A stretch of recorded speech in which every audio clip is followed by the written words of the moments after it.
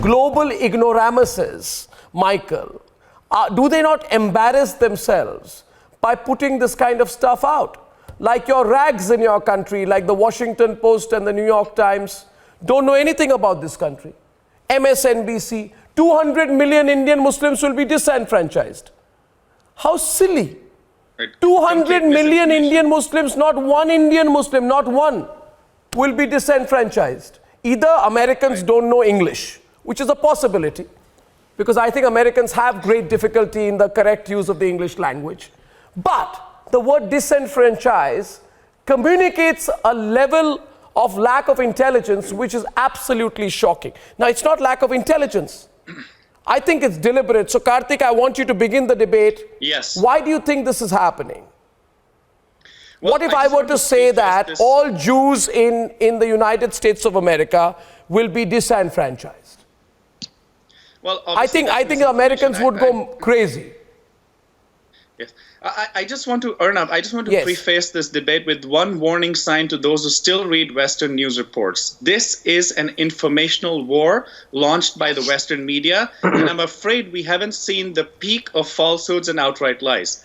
The majority of opinion pushers on retainer by these Western outlets have never quite appreciated India coming into its own and being a global force to reckon with, even during Congress Party's rule.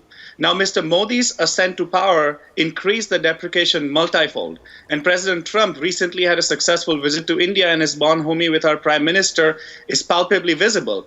As much as the Western media hates India's growth story, it personally hates Mr. Trump even more, and therefore, these Western media outlets have become shelter homes for disgraced Indian journalists, those who are caught on tape fixing ministries, those who have been squarely rejected not only by the right-minded majority of Indians, but by esteemed institutions such as the Supreme Court for their indulgence in fiction and sensation. They may sleep at night on a bed softened by the US dollar or the British pound, but their lack of integrity and honesty is demonetizing their conscience. The Western media will do itself a huge favor if it stops getting its facts from the chor bazaar of Indian journalism.